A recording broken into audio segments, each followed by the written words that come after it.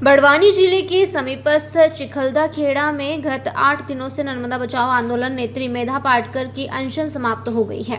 धार collector ने शासन प्रशासन की ओर से सभी प्रभावितों को नीतिगत सभी मुद्दों के निराकरण के लिए आश्वस्त किया। वहीं अनशन स्थल से लाइव कॉन्फ्रेंसिंग से एनवीडी कमिश्नर दीपक सिंह से डूब प्रभावितों के मुद्दों को लेकर चर्चा की, जिसमें कमिश्नर ने मेधा पाटकर से चर्चा करते हुए कहा कि जल्द ही नीतिगत सभी मुद्दों पर निर्णय लेकर शीघ्र ही डूब प्रभावितों की समस्याओं पर कार्य किया जाएगा।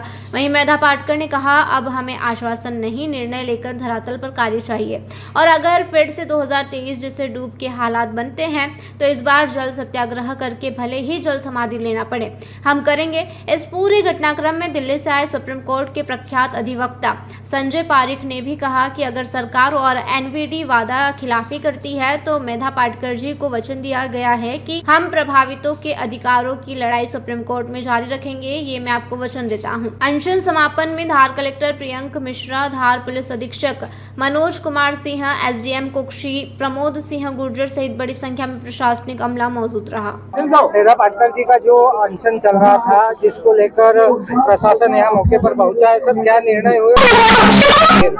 देखिए, आज हम लोग आज यहाँ आए थे और कमिश्नर एनवीडीए साहब ऑनलाइन जुड़े हुए थे।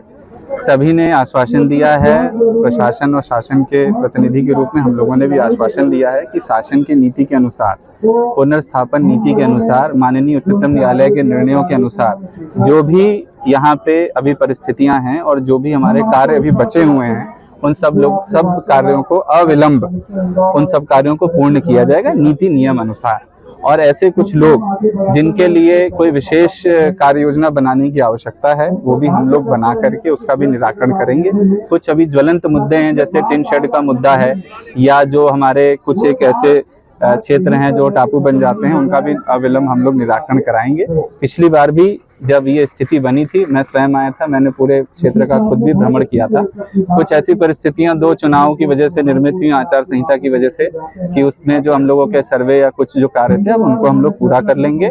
और सभी हमारे जनप्रतिनिधियों से, सभी हमारे आंदोलन के लोगों से आग्रह है कि भरोसा रखें, शासन हमेशा जो है डूब प्रभावितों के साथ है। पूर्व में भी जब 580 का पैकेज दिया गया था तो वो भी लोगों की समस्याओं को देख करके दिया गया था, और आगे भी पूरा, जिसे कहते हैं, ईमानदारी से हम इस पूरी समस्या का निराकरण करेंगे। 2023 में जो डूब आई थी, उसको लेकर लोगों में संशय है, क्या इस बार ऐसा मौका तो नहीं आएगा? देखिए, प्रकृति को तो हम लोग, हमारे या किसी के भी हाथ में, देखिए प्रकृति तो नहीं है, लेकिन उस प्रकार की परिस्थितियां फिर से निर्मित ना हो, लोगों को कम से कम कष्ट हो, उसके लिए अभी हम लोग बहुत अच्छे से तैयारी कर रहे हैं। पिछले 1 माह से भी हम लोग आपदा प्रबंधन की सभी प्रकार की व्यवस्थाएं कर रहे हैं और आगे भी करेंगे और बेहतर करेंगे। जो पिछली बार की स्थिति थी उससे कम समस्याएं हैं। बड़वानी से जयप्रकाश सोलंकी की यह रिपोर्ट।